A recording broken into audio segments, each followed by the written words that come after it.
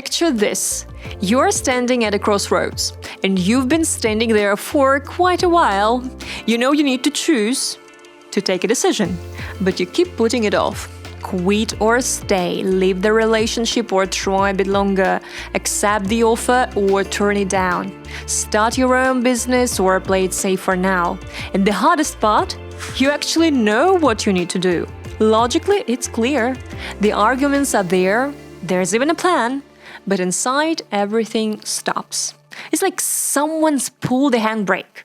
You keep going round in circles, the same scenarios, the same what-ifs. And it's not that you don't know what to do. And it's not that you lack resources. You're afraid of the consequences of your own decision. I hear this all the time. I just can't decide. What if I regret this? What if I choose the wrong thing? What if in a year I realize I made a mistake? I'm scared I won't be able to fix it later. Sound familiar? The trap is this. We're searching for a decision that will be completely right. One with no doubt, no risk, no going back. I'll find the perfect option and then I'll move. But here's the truth. We will never know which decision was the right one. Not even after we've made it. Not even a year later when things seem to have worked out. Your brain will still whisper, what if the other option was better? What if you should have done it differently? We can't test the alternative version of our life. It simply doesn't exist. There's only the reality you stepped into. And it's entirely possible the other path wouldn't have been better. It might have been even worse. But your brain doesn't know that. It keeps painting an ideal picture of the road it didn't take. So what's actually happening in your head? Your brain has a basic setting. Predictable equals safe. Unpredictable equals threat. It doesn't matter that your current situation isn't fulfilling, that you're tired, that you have outgrown it. If it's familiar, your brain ticks the box. We know this, we survive this. Any change means uncertainty.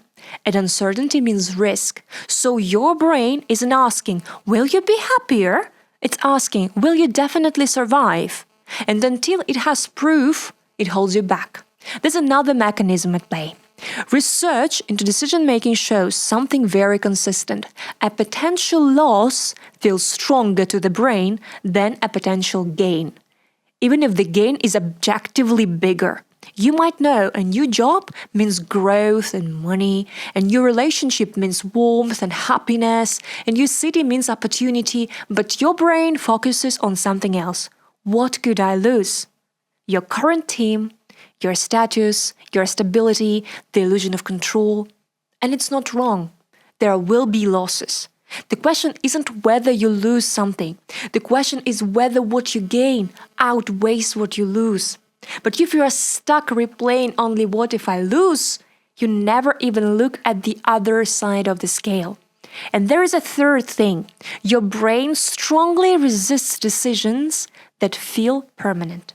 Quit, divorce, change careers, move countries. It feels like one step and that's it. No way back. When a decision feels irreversible, anxiety spikes immediately, and your brain pulls the emergency brake to protect you. But here's the paradox. Not deciding is also a decision.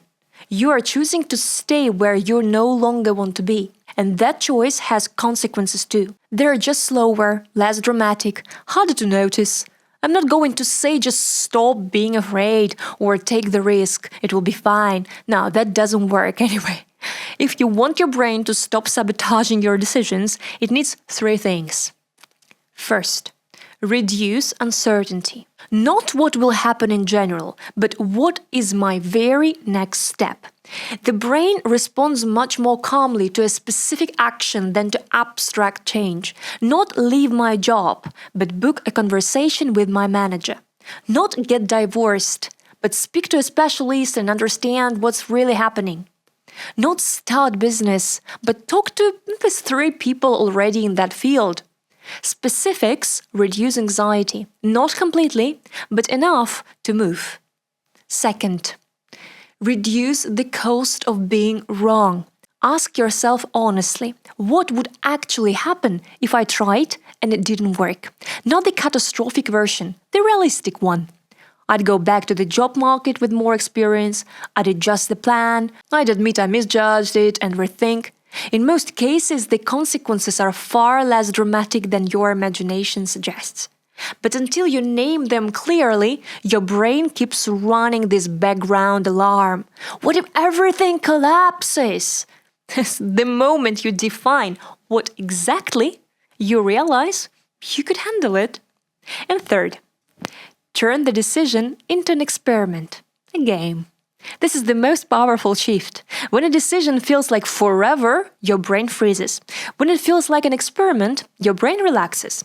Not I'm quitting for good, but I'm taking 3 months to see how this feels. Not I'm emigrating, but I'll spend a month there and test the hypothesis.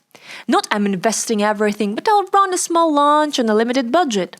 An experiment isn't a point of no return. It's just data collection. And your brain stops shouting, danger.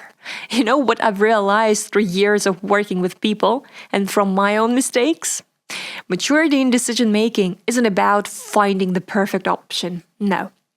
It's about choosing and moving forward without pretending there's no risk, without forbidding yourself from being afraid, and if something doesn't work, adjusting.